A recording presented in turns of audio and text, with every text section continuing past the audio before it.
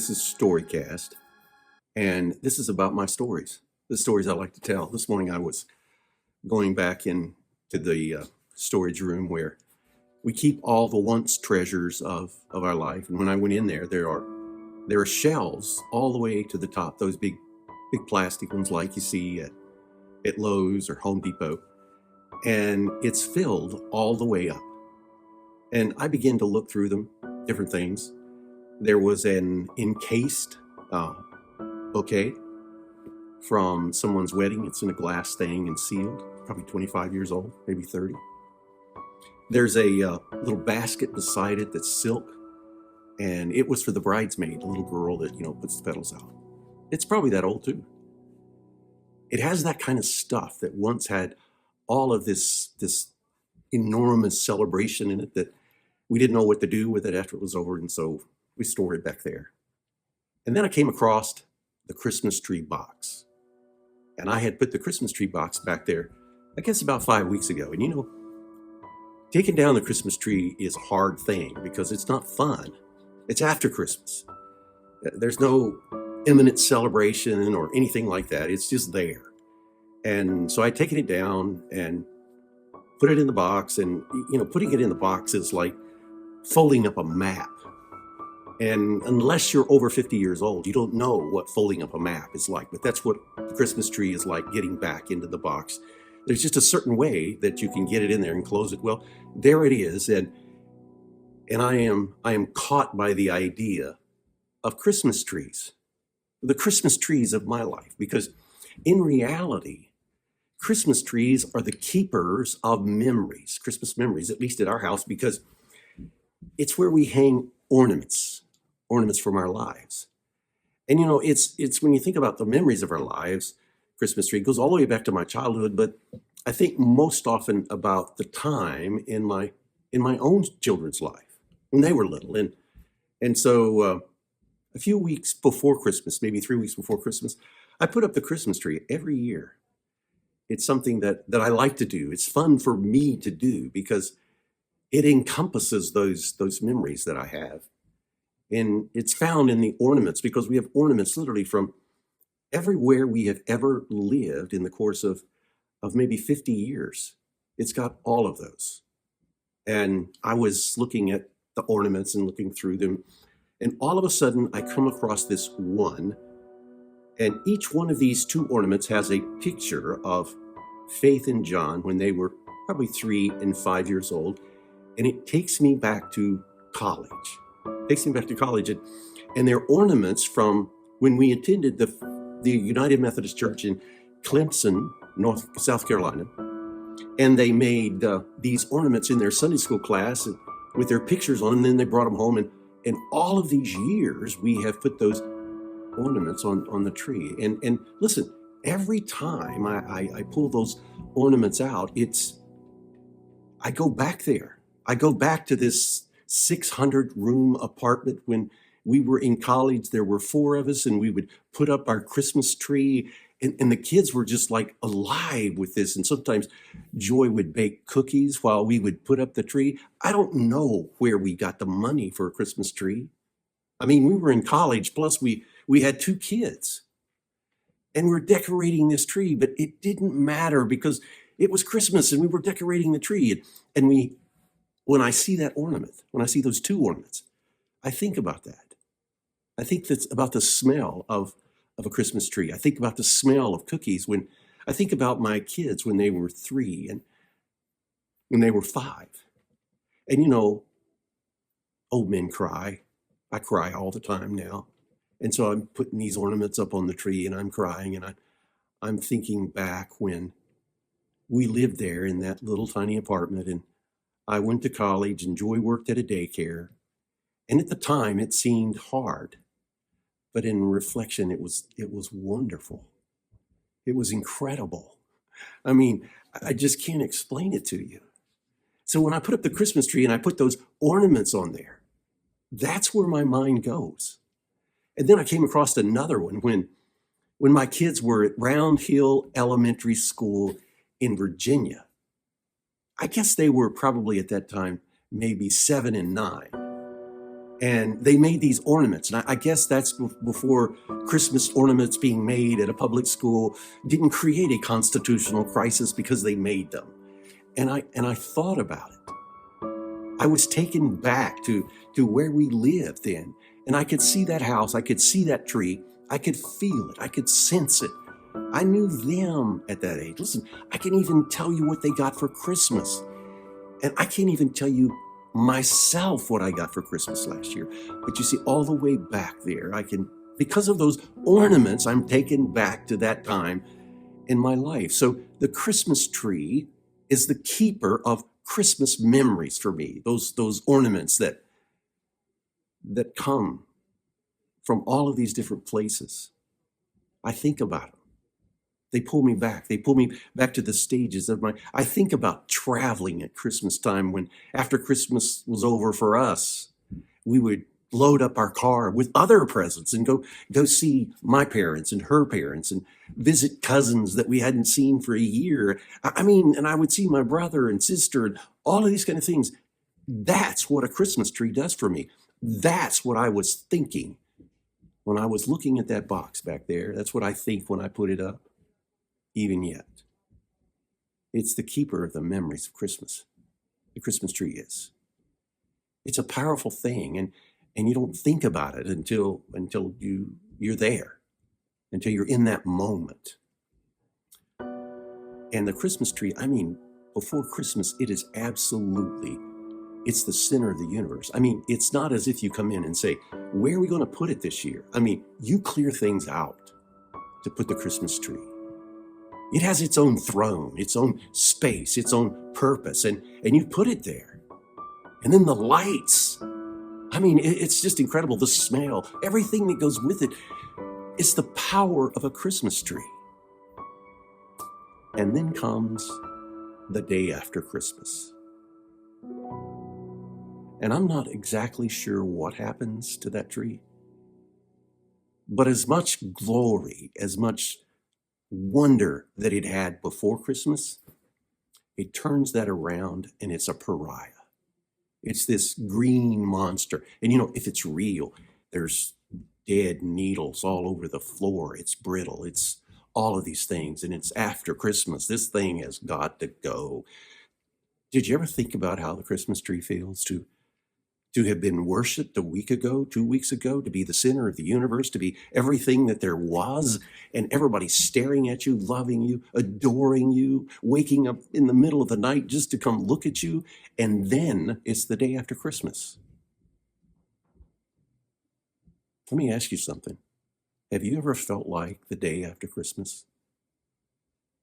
If you haven't had that experience, somewhere in the future, you will have that experience because it's a part of the reality of life.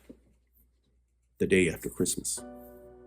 To have been the Christmas tree, the center of the universe. You see, everybody's had the experience, or you will have the experience of someone loving you, writing poems about you, songs about you, couldn't get enough of you, was with you every moment of their life. And then one day they don't text you back as quickly. Those dots are not there. They're just not there. And maybe that afternoon they text you back. And it's not long until there's no longer pictures of you and them on, Instagram. Then you're ghosted. You're a man. They're downsizing at work. We're cutting back and we're not going to need you. That's the Christmas tree, the day after Christmas.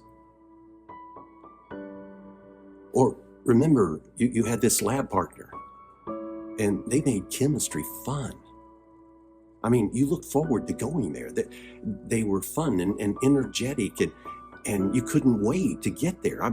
What's wrong with me? I like chemistry all of a sudden. And they asked somebody else to the prom. 22 players can dress out or go on the roster at the soccer team. And the coach says to you, I've got big plans for you next year, but I'm not gonna need you this year, but I'm really gonna need you next year. You're gonna dress out next year. I've got big hopes, big plans for you. Listen, we've all had that feeling. What do you do with that feeling? Where do you put that feeling? I just had a birthday, number 70. And it was the worst birthday of my life. Not because it was, like bad in the sense of people. It was bad because how I saw 70. It seemed transactional to me. Think about how you thought about 70-year-old people when you were 15, 25, 35. That's me. Everybody says, oh, it's just a number. Well, it's a big number. 70, yeah. That's the day after Christmas for me. Yeah, it was rough. It was rough for me. So what do you do? What do you do when you have that feeling? One of the things that I've come to believe is that life has seasons. Like spring, winter, fall. All of them. It's got seasons. And we have to get into our season. We have to live in our season if we want to be happy. So how do I do that? Well, I have children, 48 and 50. I have a father that's 91. You see, at 50, my children, they play pickleball and snowboard. I can't do that. I don't want to do that. So I shouldn't be trying to do that. That's what makes me feel useless when I do. When I think I have to be that person. I don't.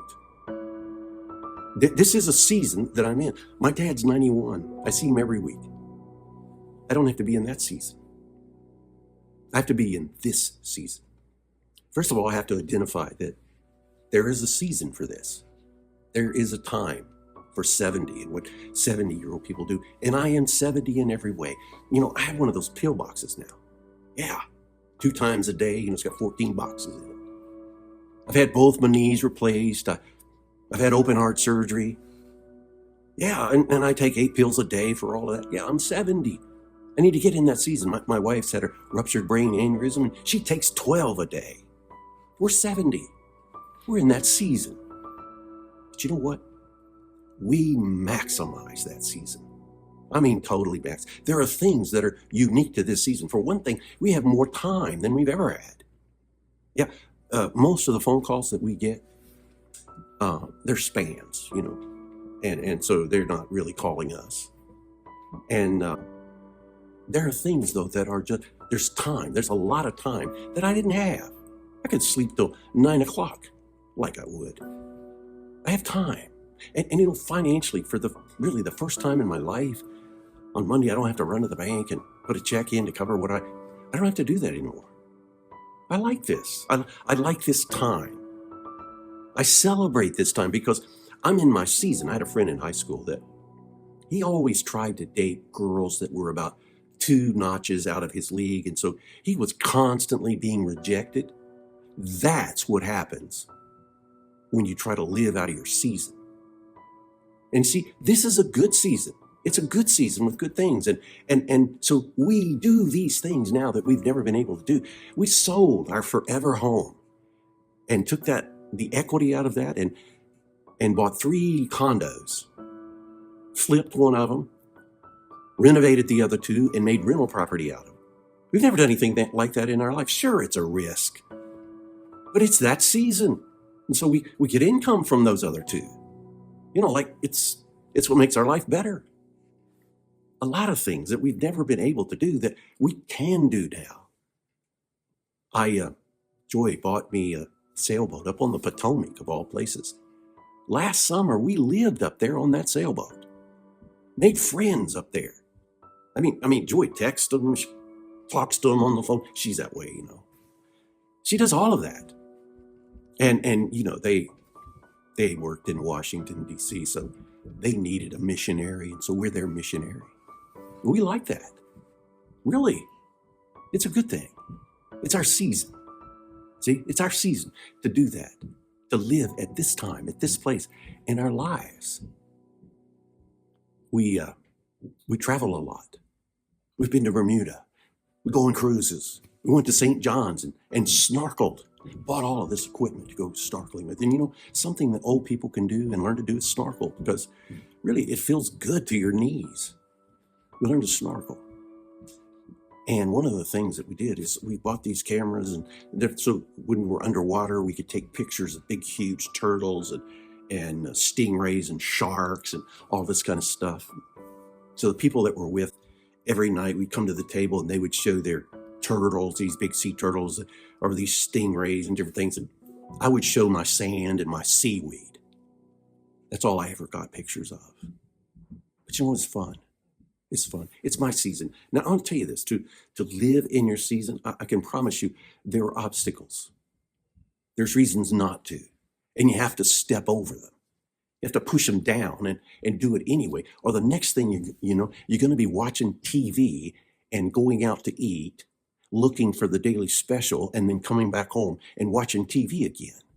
Joey and I are going to Rome in April with our friends. We started going to our son's church. It's one of those mega churches, and so everybody there is under 35, mostly. And I said one day, we need a small group of people our age. And this other guy and I were talking about it. And I said, we need that. And he said, well, how will we recruit them? And I said, I tell you what we'll do. We'll look for bald heads and gray hair. That's what we did. And I was there 2 Wednesday nights ago, 16 of us there, either bald-headed or gray-headed. Listen, they're my friends. I have a great time with them. I'm going to Rome with one of them. Yes. Now, are there things I do different in those activities? Absolutely. Yeah. I just say it takes me longer to recover and I don't last as long. Other than that, I can still do this in this season. But you know what? I can't do this forever. I couldn't do that at 85. My father couldn't do this. He's in a different season. And that's where I want to end. I was talking to him a couple of days ago, and he said, you know what? I got a new computer. Now, he's 91, and he lives in assisted living in High Point, North Carolina. And he called me and said, I got a new computer. And he said, this one has Windows, the latest version of Windows in it. And I don't know anything about it. The other computer that he had Linux, of all things, if you can imagine. He said, this has got Windows in it. And he said, I'm trying to learn how to use Windows. I want to be 91 learning how to use Windows or whatever it is at that season. Get in your season and maximize that season and enjoy this journey. This is Storycast. I want you to share this. I want you to subscribe to this. And I want you to watch this and do these things.